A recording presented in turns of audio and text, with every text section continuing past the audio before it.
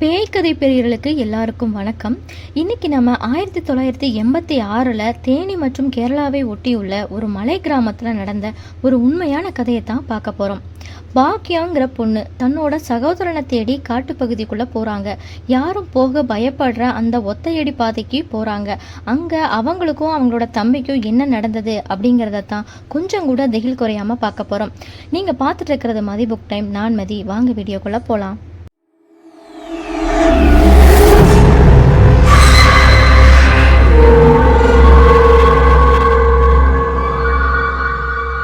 1986 காலகட்டம்.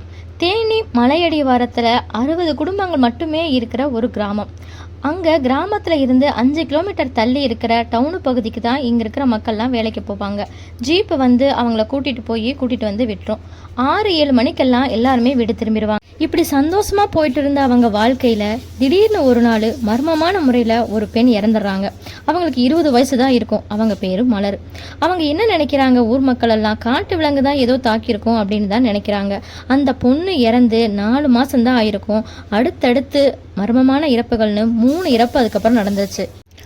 இறந்து போன 3 பேருமே ஆண்கள். கிராமமே அதிர்ச்சியில் இருந்தாங்க. 1-2 பேர் நைட்டு 9-10 மணிக்கு அந்த ஜீப்பை தவற விட்டவங்களோ அல்லது பக்கத்து ஊருக்கு போயிட்டு திரும்பி வந்தவங்களோ ஒரு சில விஷயங்கள் சொல்கிறாங்க.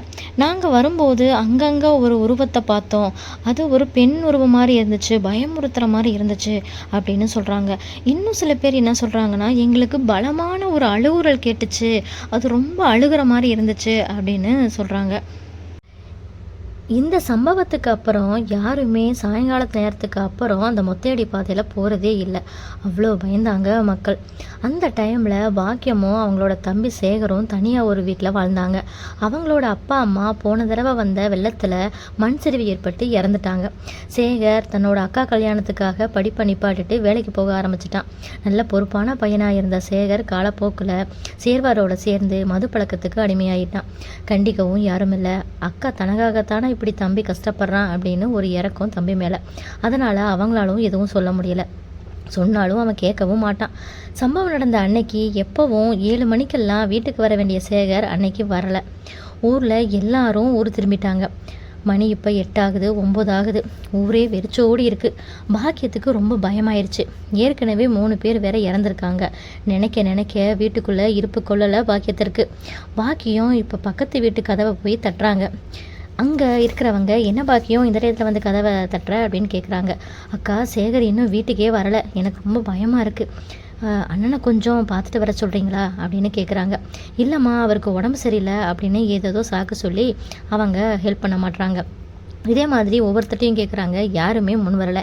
ஏன்னா எல்லாருமே பயப்படுறாங்க அந்த டயத்தில் வெளியில் போகிறதுக்கு. உதவி கேட்ட யாருமே உதவிக்கு வராததுனால பாக்கியமே ஒரு டார்ச் எடுத்துக்கிட்டு கிளம்பிடுறாங்க. பக்கத்தில் இருக்கிறவங்க, வேணாம்மா நீ தனியாக போகிறது அவ்வளோ நல்லதில்லை அப்படின்னு எவ்வளவோ சொல்லியும், தம்பியை நானே போய் தேடிக்கிறேன் அப்படின்னு சொல்லிட்டு அவங்க கிளம்ப ஆரம்பிச்சிட்டாங்க. இப்போ நடக்க ஆரம்பிச்சிட்டாங்க அந்த காட்டுப்பகுதிக்குள்ளே. உள்ளுக்குள்ளே ரொம்ப பயமாக தான் இருக்குது பாக்கியத்துக்கு. இருந்தாலும் தனக்கு இருக்கிற ஒரே சொந்தம் தம்பி தானே, அப்போ கூட இருக்கிறவங்க இப்படி கெடுத்ததுனால தானே இப்படி மாறிட்டான் அப்படின்னு சொல்லிட்டு ஏதோ நினச்சிக்கிட்டு அவங்க நடந்துகிட்டே போய்கிட்டே இருக்காங்க. இப்போ ஒரு வேளை கீழே விழுந்திருப்பானா, இல்லை ஏதாவது விலங்கு ஏதாவது செஞ்சுருக்குமா, இல்லை என்ன நடந்திருக்கும் அப்படின்னு அவங்களுக்குள்ளேயே ஓட்டி பார்த்துக்கிறாங்க. இப்படி அவங்களுக்கே தெரியாமல் இப்போ ஒரு கிலோமீட்டர் வரைக்கும் உள்ளே நடந்து வந்துட்டாங்க. இப்போ நடு காட்டு பகுதியில் இருக்காங்க பாக்கியம். இப்போ அந்த செடி பக்கத்தில் ஏதோ சலசலன்னு சத்தம் கேட்குது. பாக்கியத்துக்கு பயம் ஆரம்பிச்சிருச்சு. இப்போ ஏதோ அவங்க நினச்சிட்டே வந்ததுனால பயம் தெரியாமல் இருந்துச்சு. இப்போ அமைதியாயிட்டாங்க. அந்த சத்தத்தை கேட்டு ரொம்பவுமே பயப்பட ஆரம்பிக்கிறாங்க. கையில் டார்ச் இருக்கு இல்லையா, எங்கே அந்த சத்தம் கேட்குது அப்படின்னு சொல்லிட்டு சத்தம் கேட்குற பக்கம் அந்த டார்ச்சை வச்சு பார்க்குறாங்க. இப்படி குறுகுறுன்னு அங்கேயே பார்த்துக்கிட்டே நிற்கிறாங்க. சடார்னு சொல்லிட்டு அங்கே மறைஞ்சிருந்த உருவம் வெளியில் வந்துருச்சு. அது என்னென்னு பார்த்தீங்கன்னா காட்டு பன்றி. நல்ல வேளை அவங்க நல்ல நேரம், அது குட்டி பன்றினால அது ஒன்றும் செய்யாது. அதனால அவங்க மறுபடியும் நடைய கட்டுறாங்க. இன்னும் கொஞ்சம் தூரம் அப்படியே நடந்துக்கிட்டே போகிறாங்க. இப்போ தான் அவங்களுக்கு இந்த மாதிரி எல்லாம் ஞாபகம் வருது. அதாவது வேறு மிருகம் வந்துடுமா, இல்லை ஏதாவது திருடங்க வந்துடுவாங்களா, அந்த மாதிரி இன்னும் பயப்பட ஆரம்பிக்கிறாங்க. ஏதோ ஊருக்குள்ளே சொல்கிறாங்களே, ஏதோ ஆன்மாலாம் இருக்குன்னு சொல்கிறாங்களே, அந்த மாதிரி எதுவும் வந்துடுமா அப்படின்னு சொல்லிட்டு இப்போ தான் அவங்களுக்கு இன்னும் பயம் அதிகமாகுது. இப்போ 2 கிலோமீட்டர் வரைக்கும் நடந்து வந்திருப்பாங்க. 2 பக்கமே பார்த்துட்டே வந்திருப்பாங்க. எங்கேயுமே தம்பியை காணோம். அவங்களுக்கு நேரம் ஆக ஆக இப்போ ஒரு 10, 11 மணி இருக்கும். ரொம்பவுமே பயம் அதிகமாயிருச்சு. அவங்க நினைக்கிறாங்க, ஊர்க்காரங்க சொன்ன மாரி நம்ம வந்தது தப்பு. தம்பி எப்படியும் காலையில வந்துருவான். நம்ம வீட்டுக்கு போயிரலாமான்னு ஒரு எண்ணம் வருது அவங்களுக்கு. சரி நம்ம வீட்டுக்கே போயிரலாம் அப்படின்னு நினைக்கும்போது, அவங்களுக்கு ஒரு சத்தம் கேட்குது. அதுதான் அந்த அழுவுறல் சத்தம். பாக்கியம் இப்ப பயத்தோட உச்சிக்கே போயிடுறாங்க. சரி நடக்கிறது நடக்கட்டும், நம்ம ஓடிருவோம் அப்படின்னு சொல்லிட்டு ஓடலான்னு திரும்புறாங்க. அப்ப பாக்கியத்தோட தோள்ல யாரோ ஒருத்தர் கை வைக்கிறாங்க. அது யாரு கையின்னு சட்டுன்னு திரும்பி டார்ச் அவங்க முகத்துல வைக்கிறாங்க. அது வேற யாரும் இல்ல, 4 மாசத்துக்கு முன்னாடி இறந்து போன மலருங்கிற ஒரு பொண்ணு. அவ்வளவுதான். விர்ருன்னு கத்த ஆரம்பிச்சிடுறாங்க. அப்படியே ஓட்டத்தை பிடிச்சிடுறாங்க. வீட்டு வரைக்கும் கத்திக்கிட்டே ஓடி வர்றாங்க. சத்தம் கேட்டு ஊர்க்காரவங்களே இப்போ கதவை திறந்து வெளியில் வந்துட்டாங்க. என்னம்மா என்ன ஆச்சு, எதுக்கு இப்படி கத்துற, எதுவும் பார்த்து பயந்துட்டியா, இல்லை சேகருக்கும் எதுவும் இது ஆயிடுச்சா, சொல்லுமா சொல்லிட்டு அழு, எதுக்கு இப்படி அழுகிற அப்படின்னு சொல்லிட்டு எல்லாருமே பரபரப்பாக கேட்க ஆரம்பிச்சிட்டாங்க. இப்போ பாக்கியத்தை பாக்கியம் வாயில் வார்த்தையே வரமாட்டேங்குது. அப்படியே அழுகுறாங்க பயங்கரமாக. அழுதுகிட்டு அப்படியே அந்த பக்கம் கை நீட்டுறாங்க. அவங்க பயந்துக்கிட்டே வந்துட்டு அழுகிறத நிப்பாட்டிட்டு அந்த மரத்து பக்கத்தில் கையை காட்டுறாங்க. காட்டிட்டு அவளை அவளை அவளை நான் பார்த்தேன் அப்படிங்கிறாங்க. யாரம்மா யாரை பார்த்தேன் அப்படின்னு கேட்குறாங்க. அப்படின்ட்டு அப்படியே அவங்க ரொம்ப பயத்தோடய பேசுகிறாங்க. அந்த அந்த மலரை நாங்கள் பார்த்தேன் அப்படிங்கிறாங்க. என்னம்மா சொல்கிற, மலர் செத்து 5 மாதம் ஆச்சு, எங்கே பார்த்த நீ அப்படின்னு சொல்லிட்டு 1-2 பேர் சொல்கிறாங்க. ஆனால் 1-2 பேருக்கு புரிஞ்சு போச்சு.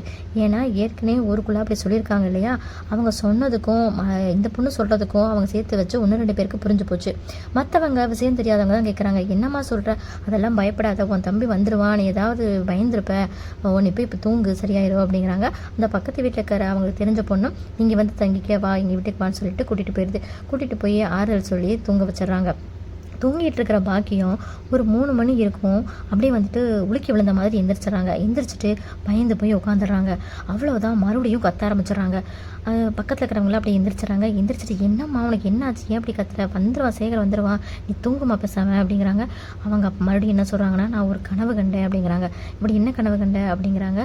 அந்த மலர் பொண்ணு என் கனவுல வந்துச்சு, அது வந்து பேயாக வந்துச்சு, வந்துட்டு அவன் இனி திரும்பி வரமாட்டான், உனக்கு அவன் இல்லை அப்படின்னு சொல்லிட்டு மறைஞ்சிருச்சு அப்படின்னு சொல்லிட்டு மறுபடியும் ஒன்று அழ ஆரம்பிச்சிடுறாங்க பாக்கியம். அவங்க எல்லாம் சொல்கிறாங்க, நீ நினச்சிக்கிட்டே படுத்திருப்ப, அதுதான் அப்படி வந்திருக்கும், அதெல்லாம் ஒன்றும் இல்லை, காலை பிடிஞ்சோடனே சேகர் வந்துடுவான், நம்ம இல்லைனா நம்ம போய் தேடிடுவோம், விடிஞ்சிச்சுன்னா எல்லாருமே வருவாங்கள்ல, நம்ம போய் தேடிக்கலாம் அப்படின்னு சொல்லிட்டு மறுபடியும் சமாதானம் தான் சொல்கிறாங்க. காலையில் விடிஞ்சிடுது. எல்லோரும் எழுந்திரிச்சு எப்பயும் போல் அவங்க வேலைக்கு போவாங்க இல்லையா, அந்த ஜீப்பும் வந்துடுது. எல்லாருமே வந்துட்டு அந்த ஜீப்பில் ஏறி வேலைக்கு கிளம்பிடுறாங்க. அப்படி வேலைக்கு போயிட்டுருக்கும்போது இடையில வந்துட்டு ஒரு அப்போ சில பேர் பார்த்துட்டு அந்த ஜீப்பை நிப்பாட்ட சொல்லி கத்துறாங்க. வண்டி நிப்பாட்டு வண்டி நிப்பாட்டன்னு சொல்லிட்டு கத்துறாங்க. என்னாச்சு அப்படின்னு சொல்லிட்டு எல்லாரும் பார்த்துட்ருக்காங்க. அப்போ சேகர் ரத்த வாந்தி எடுத்து செத்து கிடக்கிறத பார்க்குறாங்க. பாக்கியம் சொன்னதெல்லாம் வச்சு அவங்க யோசிச்சு பார்க்குறாங்க. அப்போ நம்ம நினச்சது சரிதான் அப்படின்ட்டு எல்லாருமே ஒரு முடிவுக்கு வந்துடுறாங்க. அங்கே அந்த ஊர் மக்கள் எல்லாம் ஒரு கோயிலை தான் வந்துட்டு குலதெய்வமாக கும்பிட்றாங்க. அந்த கோயில் பேர் பார்த்தீங்கன்னா குதிரை ராஜா ஐயா கோயில். அந்த கோயிலில் போய் அந்த பூசாரிகிட்ட போய் நம்மளோட இதை சொல்லலாம் அப்படின்னு சொல்லிட்டு மக்கள் எல்லாம் ஒன்று கூடி பேசுகிறாங்க. பஞ்சாயத்து மாதிரி வந்து ஒரு ஒரு கூட்டம் போட்டு பேசுகிறாங்க. பேசிட்டு அவங்க வேலையாக வந்துட்டு அந்த கோயிலுக்கு எல்லாருமே வந்துட்டு படையல் போடுற மாதிரி வந்துட்டு சாமி கும்பிட்றதுக்கு ஏற்பாடெல்லாம் பண்ணிட்டு போகிறாங்க. போயிட்டு பூஜை போடுறாங்க. பூஜை போட்டால் வந்துட்டு எப்போயுமே வந்துட்டு அந்த குதிரை ராஜா சாமி வந்து அந்த பூசாரி மேலே வந்து குறி சொல்கிறது வழக்கம். அன்னைக்கு இவங்கெல்லாம் காலையிலேயே போயிட்டாங்க. காலையிலேருந்து சாயந்தரம் வரைக்கும் அந்த பூசாரி மேலே சாமி அருள் வரவே இல்லை. அவங்களும் வெயிட் பண்ணிகிட்டே உட்காந்துருக்காங்க. ஏன்னா அவங்களுக்கு வேறு வழியே இல்லை. ஏன்னா அடுத்து யார் இறப்பாங்களோ, என்ன நடக்குமோ அப்படின்னு சொல்லிட்டு மக்கள் எல்லாருமே பீதியில் இருக்காங்க. ஒருவேளை அது நமக்கு நடந்துருமா, நம்ம வீட்டில் நடந்துருமா, இல்லை வந்து ஏன்னா எப்படினாலும் வந்துட்டு யாரோ ஒருத்தர் தனியாக வந்து வர வேண்டிய சூழல் வரத்தான் செய்யும். ஏன்னா வந்துட்டு பக்கத்தில் ஊருக்கு போனால் ஒரு பஸ் மிஸ் ஆயிரும். இந்த மாதிரி லேட்டாவோ இல்லை மற்ற டைமில் வந்து தனியாக வர்ற மாதிரி சந்தர்ப்பம் இருக்க தான் செய்யும். அப்படிங்கும்போது யாருமே வர முடியாது அப்படிங்கிற மாதிரி அவங்க ரொம்பவே பயப்படுறாங்க. இன்றைக்கி முடிவு தெரிஞ்சுட்டு தான் போகணும் அப்படிங்கிற மாதிரி எவ்வளோ நேரம் ஆனாலும் பரவாயில்லன்னு சொல்லிட்டு அவங்க உட்காந்துருக்காங்க. அந்த சாமியும் வந்துட்டு சாமியாடுறாங்க, வந்து உடுக்கு அடிக்கிறாங்க, என்னென்னமோ பண்ணுறாங்க. அருள் வரவே இல்லை. அவன் மக்களுக்கே ரொம்ப வந்து கவலையாயிருது. என்னடா அப்படி ஆயிடுச்சு அப்படின்னு நினைக்கும் போது கூட்டத்தில் ஒருத்தர் கத்துறாரு, சாமி வந்துருச்சு சாமி வந்துருச்சு அப்படின்னு சொல்லிட்டு கத்துறாரு. அதே மாதிரி பூசாரிக்கு போய் அருள் வந்துருச்சு. அருள் வந்து பூசாரி இப்போ பேச ஆரம்பிக்கிறாரு. அதாவது குதிரை ராஜா ஐயா தான் வந்திருக்காரு. இப்போ சாமி எங்களை நீங்கள் தான் காப்பாற்றணும் அப்படின்ட்டு மக்கள் எல்லாம் சாமியார் காலில் அப்படியே விழுகுறாங்க. சாமி வந்து பருள் வந்து பேசுது. பேசிட்டு 2 விஷயம் வந்து சாமி சொல்லுது. ஒரு விஷயம் என்னென்னா, செத்த 3 பேருமே சாக வேண்டியவங்க தான் அப்படின்னு. அந்த ஆண்கள் 3 பேருமே சாக வேண்டியவங்க தான் அப்படின்னு. அதோடு இல்லாமல் இந்த சாவு இதோடு நிற்காது, இன்னும் தொடரும். இன்னும் ஒருத்தர் இறந்ததுக்கப்புறம் தான் இது அடங்கும் அப்படின்னு இன்னொரு விஷயம். அதுக்கப்புறம் அந்த இன்னொரு ஒருத்தன்னு சொல்லும்போது சாமி அந்த பக்கம் பார்த்து யாரோ கை காட்டிட்டு வந்துட்டு சொல்லிட்டு மயங்கி விழுந்திருக்கும். இப்போ அந்த கை காட்டின இடத்துல யார் இருக்காங்க அப்படின்னு சொல்லிட்டு எல்லாருமே சுற்றி அங்கே தான் பார்க்குறாங்க. அங்கே ஒரு நபர் இருக்கார். அவருக்கு வயசு 40 இருக்கும். அந்த நபரை தான் சாமி கையை அடிச்சுன்னு சொல்லிட்டு எல்லாருமே பேசிக்கிறாங்க. அப்படி வந்து ஊர் மக்களுக்கெல்லாம் வந்துட்டு பரவுது, இந்த நபரை தான் சாமி கை காட்டியிருக்காரு அப்படின்னு சொல்லிட்டு. அப்போ என்ன பண்ணுறாங்க, அந்த நபரை வந்து அடிக்க ஆரம்பிச்சிடறாங்க. அடிச்சுட்டு இப்போ ஒரு மரத்தில் வச்சு கட்டி வச்சுருக்காங்க. கட்டி வச்சுட்டு நடந்தது என்ன, உனக்கு மட்டும்தான் உண்மை தெரியும், சாமியே சொல்லிடுச்சு, நீ தான் அதில் சம்மந்தப்படுத்திருக்க, நடந்தது என்னன்னு சொல்லிட்டு ரொம்பவுமே வந்துட்டு அடித்து இது பண்ணி கேட்குறாங்க, பயமுறுத்தி கேட்குறாங்க. அப்போ வந்து அந்த நபருக்கு வேறு வழியே இல்லை, நல்லாவே கையங்களமாக மாட்டிக்கிட்டாரு. அதனால நடந்த எல்லாத்தையுமே சொல்கிறாரு. அன்னைக்கு சம்பவம் நடந்த 4 மாதத்துக்கு முன்னாடி அங்கே என்ன நடந்திருக்கும்னா, அந்த பொண்ணு அவங்க அப்பா அம்மா வீட்டுக்கு போயிருக்காங்க. போயிட்டு அங்கே ஒரு வாரம் தங்கிட்டு வரலான்னு சொல்லிட்டு போனவங்க, அங்கே ஏதோ அவங்களுக்குள்ள சண்டை வந்திருக்கு. அம்மாட்ட கோச்சிக்கிட்டு திரும்பி அதாவது புருஷ வீட்டுக்கே வந்திருக்காங்க. வர்ற வழியில் வந்துட்டு அவங்க கோவத்தில் வந்ததுனால அவங்க டைம் எல்லாம் பார்க்கல. அவங்க வந்துட்டு அந்த கோவத்திலேயே வந்துட்டு பஸ் ஏறி வந்திருக்காங்க. வந்துட்டு இங்கே அன்டைம் ஆயிடுச்சு, ஒரு 10 மணி அந்த டைம் ஆயிடுச்சு. அந்த டயத்தில் வந்து நடந்து வந்துட்டு இருக்கும்போது அவங்க நிறையா வந்து நகை போட்டிருந்துருக்காங்க. அந்த நகைக்காக அங்கே இருந்த 4-5 பேர் வந்து குடிச்சிட்டு உட்காந்துருந்துருக்காங்க. அந்த நபரில் தான் வந்துட்டு ஒருத்தர் தான் பாக்கியத்தோட தம்பியும் கூட. அவங்க அந்த தம்பி என்ன நினச்சிருக்காருன்னா, இதில் நமக்கு வந்துட்டு அவங்க கூட்டாளி பேச்சை கேட்டுட்டு உனக்கு வந்து பங்கு தரேன்னு சொல்லியிருப்பாங்க, நம்ம அக்காவோட கல்யாணத்துக்கு பயன்படுமே அப்படின்னு சொல்லிட்டு அந்த அந்த தம்பியை வந்துட்டு அதுக்கு உடந்தையாக இருந்திருக்காங்க. அதாவது இவங்க சொல்லியிருக்காங்க வேணான்னு சொல்லியிருக்காங்க, அவங்களும் சொன்னதுனால உனக்கு இதில் பங்கு தரோன்னு சொன்னதுனால அவங்களும் வாயடைச்சிட்டாங்க. என்ன பண்ணியிருக்காங்க, நகையெல்லாம் வந்துட்டு திருடியிருக்காங்க. முகமுடி மாதிரி போட்டுக்கிட்டு நகையெல்லாம் கழட்டுன்னு சொல்லிட்டு திருடியிருக்காங்க. ஆனால் அந்த ஊருக்காரவங்க தான் அவங்களுக்கு முகமுடி இல்லைன்னா அவங்களுக்கு நல்லாவே அடையாளம் தெரிஞ்சிருக்கும். அதில் ஒரு நபர் வந்துட்டு முகமுடியை வந்துட்டு சரியாக மாட்டல, அவங்க வந்து அடையாளம் பார்த்துட்றாங்க. அந்த பொண்ணு என்ன பண்ணிடுறாங்க, இந்த பொண்ணு போய் ஊருக்குள்ளே சொல்லிடும் அப்படிங்கிற காரணத்தினால வேறு வழி இல்லாமல் அந்த பொண்ணை அடிச்சே கொன்னுடுறாங்க. அந்த பாக்கியத்தோட தம்பி எவ்வளவோ சொல்கிறாங்க, இது வேணான்னு சொல்லிட்டு, உனக்கு ஒன்றும் தெரியாது, நம்ம எல்லாருமே மாட்டிக்குமோ, பேசாமல் இரு அப்படின்னு சொல்லிட்டு என்ன பண்ணுறாங்க, அவனை பேசாமல் இருக்க சொல்லிட்டு எல்லாருமே வந்துட்டு பயங்கரமாக அடிச்சே வந்துட்டு கொன்றாங்க. அந்த அடிப்பட்ட காயத்தினால தான் ஊர் மக்களும் என்ன பண்ணிடுறாங்க, ஏதோ வந்துட்டு மிருகம் தாக்கியிருக்கு அப்படின்னு சொல்லிட்டு அவங்களும் நினச்சிட்றாங்க. இது நடந்த கதையை அந்த மாட்டின நபர் வந்து சொல்லி முடிக்கிறாரு, இதுதான் நடந்துச்சுன்னு. சொல்லி முடித்த அடுத்த கணமே அந்த கட்டி வச்சுருந்த கயிறு அப்படியே எரிய ஆரம்பிக்குது. அந்த நபரும் சேர்ந்து அப்படியே எரிய ஆரம்பிக்கிறாரு. எரிஞ்சு இப்போ அந்த நபரும் இறந்துடுறாரு. இது எப்போ நடக்குதுன்னா, கரெக்டாக அந்த பாக்கியத்தோட தம்பி இறந்து 48 நாளில் அடுத்த அந்த 4வது நபரும் இறந்துடுறாரு. சரி, சம்மந்தப்பட்டவங்க எல்லாருமே இறந்துட்டாங்க, இனி பிரச்சனையெல்லாம் முடிஞ்சு சரியாயிருச்சு அப்படின்னு சொல்லிட்டு ஊர் மக்கள் நிம்மதியாக வீடு திரும்புகிறாங்க. ஆனால் அந்த பிரச்சனை சரியாகலை. அந்த அழுகுரல் காட்டுக்குள்ளே, அதாவது நடுக்காட்டுக்குள்ளே மட்டும்தான் கேட்டுட்டு இருந்தது. இப்போ அங்கே கேட்குற அழுகுரல் அந்த கிராமம் வரைக்குமே கேட்குது, கிராமத்தில் இருக்கிற வீடுகள் வரைக்குமே கேட்குது. மக்கள் ரொம்பவுமே பயப்படுறாங்க. 6 மணி 7 மணி ஆனால் ரொம்பவுமே நடுங்குறாங்க. இந்த மாதிரி நமக்கு எதுவும் இறப்ப வந்துடுமா, அந்த ஆன்மா இங்கே கிராமம் வரைக்கும் வந்துடுமா அப்படின்னு சொல்லிட்டு எல்லாருமே நடுங்குறாங்க. அவங்களுக்கு வேறு வழியே இல்லை, ஒரே ஆப்ஷன் அந்த கோயில் தான். மறுபடியும் எல்லாருமே காலையில் அந்த கோயிலுக்கு தான் போகிறாங்க. போயிட்டு அந்த பூசாரிட்டு தான் சொல்கிறாங்க, மறுபடியும் சாமி வர வைங்க, எங்களுக்கு அருள் சொல்ல வைங்கன்னு சொல்லிட்டு மறுபடியும் பூஜை பண்ணுறாங்க.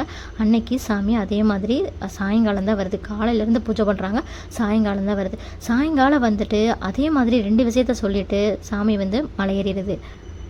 அந்த ஆன்மா பெண்களுக்கு பாதுகாப்பாக தான் இருக்கும், அது ஆண்கள் மேலே கோபமாக இருக்கிறது உண்மைதான், ஆனால் யாரையும் ஒன்றும் செய்யாது அப்படின்னு சாமி சொல்லுது. மக்கள் எல்லாம் கேட்குறாங்க, சாமி எங்களுக்கு அந்த அழுக குரல் வந்து சகிக்கவே முடியலை, அது ரொம்ப பயமாக இருக்குது சாமி அப்படின்னு சொல்லிட்டு கேட்குறாங்க. அந்த அழுக குரலில் நான் கம்மி பண்ணுறேன் அப்படின்னு சொல்லிட்டு சாமி சொல்லிட்டு மலை ஏறிடுறாங்க. 7 மணி ஆனால் வந்து அந்த அழுக சத்தம் கேட்க ஆரம்பிச்சிருது. ஆனால் இப்போ கூடவே அந்த குதிரைராஜா சாமி ஐயாவோட அந்த குதிரை கணைக்கிற சத்தமும் கூடவே கேட்குது, அந்த சலங்க சத்தமும் கேட்குது. மக்களுக்கு இப்போ பேர் நிம்மதியாக இருக்குது. ஏன்னா வந்து காவல் தெய்வமாக நம்ம ஐயா வந்து நம்மளை பாதுகாக்கிறாரு அப்படின்னு சொல்லிட்டு அவங்க நிம்மதியோடு வாழ ஆரம்பிச்சிருக்காங்க. இந்த மாதிரி உங்களுக்கு ஹாரர் ஸ்டோரி கேட்கணுன்னா நம்ம மதிபுக் டைம் சேனலை சப்ஸ்கிரைப் பண்ணிக்கோங்க. கதை உங்களுக்கு பிடிச்சிருந்தா மறக்காமல் லைக் கொடுத்துட்டு கமெண்ட் பண்ணிடுங்க. நம்ம சேனலில் 6 நாள் வந்துட்டு திருக்குறள் கதைகள், வாரத்தில் 1 நாள் வந்துட்டு ஹாரர் ஸ்டோரி. சப்போர்ட் பண்ணுவீங்கன்னு நம்புகிறேன். நன்றி, வணக்கம்.